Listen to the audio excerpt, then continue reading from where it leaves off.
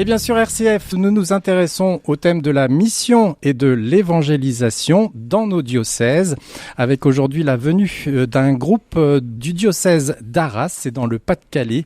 Ils sont venus justement pour étudier davantage ce thème de la mission, puisqu'ils font partie de la fraternité missionnaire du diocèse d'Arras. Ils sont venus rendre visite à leurs congénères ici ornés dans le diocèse de C. Alors bonjour à vous 5.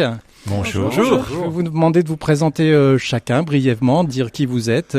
Bonjour, je m'appelle Marie Desmé, j'ai 23 ans et je suis salariée pour le diocèse d'Arras pour l'équipe missionnaire justement depuis septembre.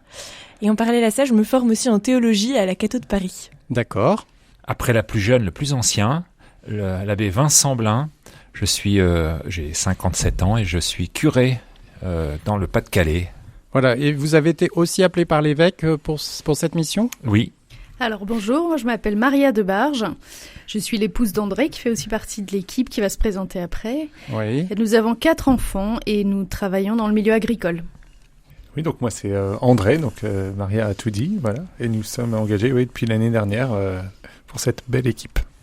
Moi, Père Florentin de Quitte, je suis prêtre à Lens. Donc curé en paroisse. Non, vicaire. Vicaire. Est-ce que vous pouvez nous dire, Père Florentin, comment s'est constituée votre équipe, votre fraternité missionnaire ? C'est Monseigneur Le Borgne, évêque d'Arras, qui vous a appelé chacun ou... Oui, c'est ça. En fait, c'est l'évêque avec son conseil qui ont eu le désir de fonder cette fraternité. Et ils nous ont tous appelés dans le courant de l'année dernière pour commencer en septembre dernier. Et on a tous répondu oui, avec joie. Voilà, donc c'est tout récent. Vous avez commencé par quoi ? Peut-être par vous poser, par étudier, je crois, un texte ? Oui, alors, Monseigneur Le Borgne nous avait demandé déjà cette année de nous former. Donc à chaque fois qu'on se voit cette année, on lit ensemble et on étudie la joie de l'Évangile. C'est l'écrit du pape François sur l'annonce de l'Évangile. Et on essaie aussi de vivre la fraternité entre nous à chaque fois. Et aussi, une mission importante qui nous a confiée, c'est d'aller voir ailleurs, en fait. Faire du benchmarking. Ça veut dire, en fait, aller voir ce qui se passe dans d'autres diocèses. C'est pour ça aussi qu'on est venu ici à Alençon pour rencontrer l'équipe missionnaire d'Alençon qui commence aussi cette année. Voilà, vous êtes venu donc courant mars à Alençon pour découvrir cette équipe. Qu'est-ce que vous avez découvert justement dans le fonctionnement peut-être de l'équipe du diocèse de C, Maria ? Avant de répondre à cette question, oui. Je pense que la mission c'est quand même de sortir. Donc on est sortis nous-mêmes de notre diocèse, de notre paroisse, etc. On s'est mis en mouvement, voilà. On est allé à la rencontre. Donc c'est voilà. Ça, et vous êtes rendu compte qu'il y avait d'autres fraternités missionnaires dans d'autres diocèses. On a l'impression qu'elles poussent un petit peu partout quand même. Voilà, c'est pas un hasard peut-être. Et donc sur le fonctionnement, est-ce que c'est un peu le même style de fonctionnement ? Père Vincent Blin, qu'est-ce que vous avez découvert ici à Alençon et dans l'Orne ? C'est un peu différent parce que nous logeons nous habitons dans 4 endroits différents, assez éloignés les uns des autres. Le diocèse d'Arras est beaucoup plus grand. Hein. Oui, il est assez vaste, assez éclaté. Donc, ce qui caractérise quand même l'équipe missionnaire ici du diocèse de C, c'est d'abord aussi un lieu, une équipe qui se rassemble, qui a une visibilité sur un lieu, qui est ce monastère là des Clarisses à Alençon. Et il y a toute une dynamique qui se joue là. On n'a pas non plus, comme le père Alexis, qui est en charge ici, qui est dédié complètement à temps plein sur cette thématique. On a encore d'autres missions. Oui, par exemple, vous êtes curé avec combien de clochers ? Moi, j'ai 42 communes. D'accord. Voilà. Et puis, voilà.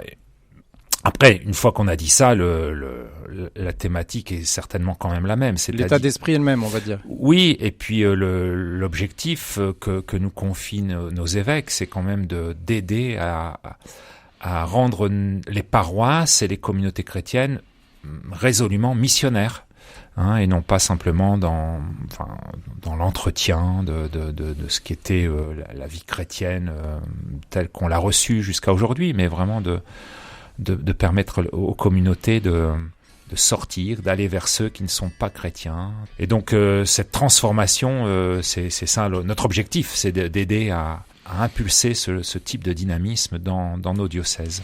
C'est ça, et donc vous, Père Vincent Blin, vous avez été vicaire général dans le diocèse d'Arras, vous connaissez bien le diocèse. Il y a aussi toute une réflexion de transformation pastorale dans votre diocèse, une démarche synodale comme ça se passe dans le diocèse de C en ce moment ?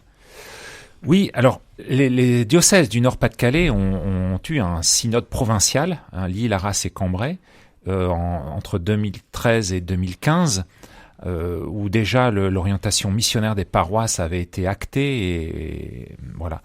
Mais après la mise en route concrète sur le terrain de ce qui avait été pensé n'est pas, ça demande du temps, et c'est pas, voilà, c'était pas encore acté. Alors Monseigneur Le Borgne en arrivant, a pris le temps d'abord donc il est arrivé en 2020, a pris le temps d'abord de rencontrer son diocèse, de le connaître. Il a entamé une visite pastorale de toutes les paroisses, des 89 paroisses du diocèse. Les 89 paroisses, c'est ça. Voilà. Ici, c'est une trentaine. Voilà.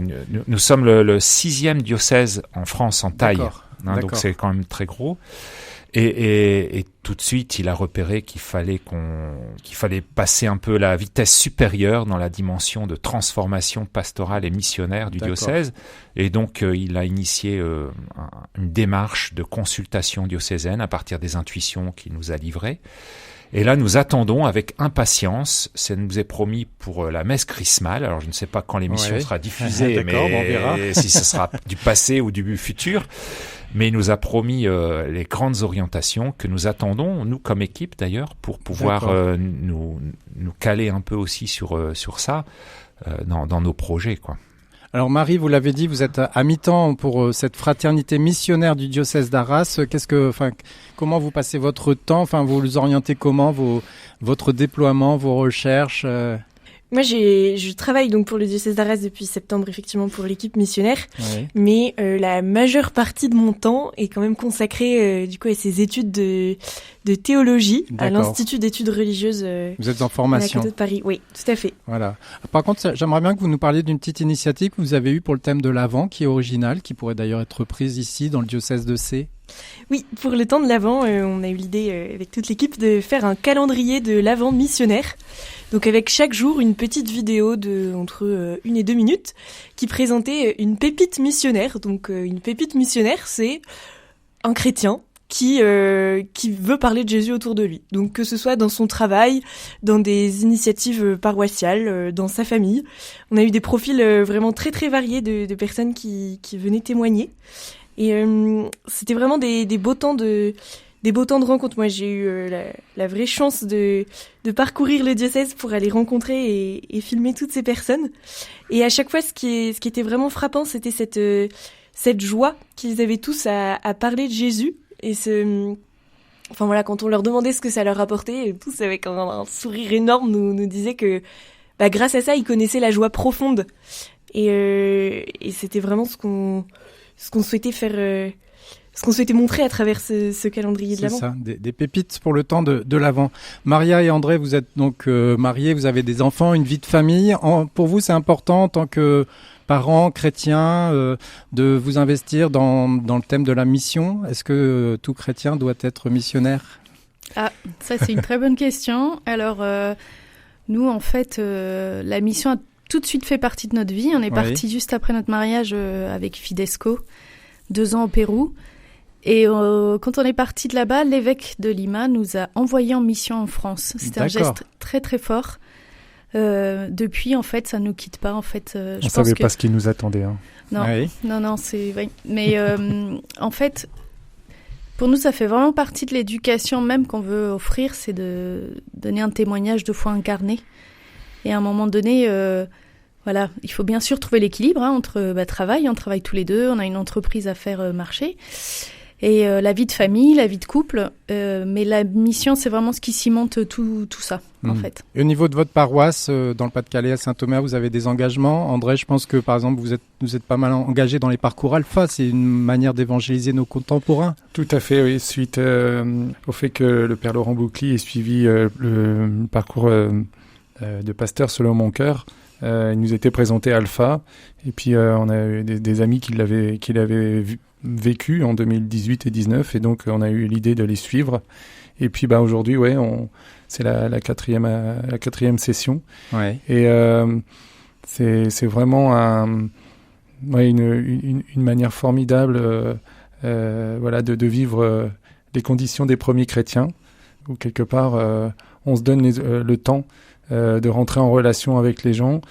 Les personnes se donnent aussi le temps de se livrer. On crée un climat de confiance, un climat de respect de la parole donnée.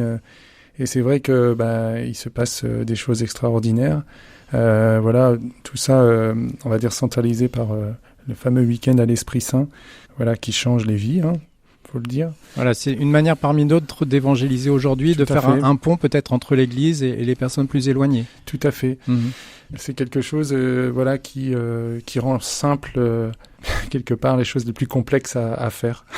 C'est-à-dire la simplicité de la relation, la vérité de la relation, tout simplement en mettant Jésus au centre, l'Esprit Saint et puis tout ce que Dieu veut de bon pour nous, quoi. Donc c'est vraiment il y a une vraie soif et c'est vrai que souvent les personnes se sentent pas dignes de rentrer dans une église où la marche un peu trop grande. Nous qui sommes culturellement habitués à vivre notre foi, là on a des personnes qui vont pousser une porte d'une maison ou d'une aumônerie ou de quelque chose de plus qui leur paraît plus accessible. Alors qu'ils ne le feraient pas pour un monument ou pour quelque chose où ils ne se sentent pas à la hauteur de. Ils ne se sentent pas à la hauteur d'entrer c'est une première marche. C'est une marche, voilà. Alors, en parlant peut-être de beaux bâtiments religieux ou autres, Père Florentin, vous pouvez nous dire ce qu'en 24 heures, vous avez découvert de la région, puisque vous êtes même passé par Lisieux. C'était très rapide ce voyage ici dans l'Orne. C'est du rapide, mais c'est du condensé, c'est un temps béni. On était à Lisieux. On a voulu vraiment se confier à Sainte Thérèse, qui est la sainte patronne des missions, pour par elle recevoir vraiment les grâces du Seigneur pour vivre cette mission qui nous a été confiée, puis de recevoir aussi les grâces. On est un service diocésain, donc recevoir vraiment les grâces pour tout notre diocèse. Ensuite, on a été accueillis dans cette fraternité au monastère des Clarisses et on a vécu vraiment une visitation. C'était avec l'équipe missionnaire, on s'est chacun présenté ce qu'on vivait. On a fait une expérience de mission où on a été on était trois à aller dans la rue, à rencontrer. On a fait une belle rencontre notamment avec un orthodoxe, une femme catholique et aussi avec des évangéliques. On a même prié pour la guérison de la maman. Il y en a qui ont été faire du porte-à-porte et d'autres qui ont été vivre des rencontres dans la basilique pour accueillir. Et ensuite, on a célébré la messe à la maison natale, de Sainte Thérèse, tout à fait, à la chapelle. Et puis enfin, on a vécu un super beau repas et super bon aussi au monastère des Clarisses et c'était magnifique. Il y avait des gens qui venaient ça venait de partout et c'était vraiment une église telle que, j'aimerais tellement pouvoir vivre ça au quotidien, quoi. C'est une église telle que vraiment on l'aime. C'est une église qui attire tout le monde tellement elle est simple. Et donc c'est vraiment Et pour nous qui avons vécu ça ensemble, c'est la première fois qu'on partait comme ça 24 heures ensemble. C'est un temps béni. On voit à quel point ça nous apporte, ça nous donne. On va relire sur le chemin du retour. Ça vous a boosté un peu. À fond. Alors peut-être une dernière question, mais je suppose que c'est trop tôt pour y répondre, mais comment vous envisagez l'avenir de votre fraternité missionnaire dans le diocèse d'Arras? Comment vous pensez déployer ça et puis surtout susciter les chrétiens à davantage peut-être évangéliser, partir en mission là où ils sont? Maria? Alors c'est toute une question, parce que va falloir beaucoup de discernement. C'est vrai qu'on n'a pas envie que le chrétien, notre paroisse, dise « Ah, il y a un groupe missionnaire, c'est eux qui vont s'occuper de la mission ». On a vraiment envie de susciter chez chacun ce désir d'annoncer. Donc ça va être le comment, comment on fait. Et puis discerner aussi ce qui se cache, qu'est-ce qu'on met derrière mission, parce que quelqu'un qui se donne déjà dans la paroisse, il est en mission. Quelqu'un qui a soif d'extérieur, d'aller chercher vraiment tous ceux qui ne connaissent pas Jésus est en mission. C'est en même temps de faire le ménage dans notre maison pour accueillir et en même temps aller chercher et inviter et aller rejoindre. Donc ça s'articule aussi avec la réalité des paroisses, avec c'est vraiment un travail d'équipe. D'autres choses à ajouter, Père Florentin? On va essayer de discerner aussi vers qui le Seigneur nous envoie particulièrement, et pour l'année prochaine aussi voir quelques pistes concrètes, réfléchir, mais aussi voir des petites pistes concrètes, soit de formation, soit d'expérience concrète de mission, voir si on peut le vivre avec d'autres paroissiens dans le diocèse, pour faire aussi nous aussi des marches, avancer marche après marche et embarquer aussi avec nous les autres diocésains du diocèse. C'est ça. Vous avez peut-être l'impression que l'Esprit Saint vous précède, entre guillemets, Père Vincent Blin, parce que je sais que dans votre paroisse, certains frappent à la porte de la paroisse. On ne sait pas trop d'où ils viennent. Actuellement, en France, il y a beaucoup de catéchumènes qui demandent à faire des démarches vers le baptême. Donc finalement, l'Esprit Saint suscite pas mal de choses qu'on n'a pas prévues. C'est le propre de l'Esprit Saint. c'est sa nature même. Il souffle où il veut. Et nul ne sait d'où il vient ni où il va. Et en fait, fondamentalement, il faut que nous réussissions comme chrétiens, comme église, comme diocèse, comme paroisse, mouvement, service, de nous rendre disponibles. Et c'est le grand enjeu, d'une conversion spirituelle, pastorale. Bon, il nous faut prendre des initiatives, faire des choses, susciter, etc. Mais fondamentalement, dans tout ce que nous allons entreprendre, nous rendre disponibles à ce que Dieu va nous dire à travers son esprit. Ouais, c'est ça, oui, tout à fait, bravo. Eh ben, ce sera le mot de conclusion. Un grand merci à vous 5, en tout cas, d'être venus témoigner dans le studio de RCF à Alençon, vous qui venez du diocèse d'Arras en tant que membre de la fraternité missionnaire diocésaine. Merci. Merci. Que Dieu bénisse RCF de l'Orne. Et les auditeurs.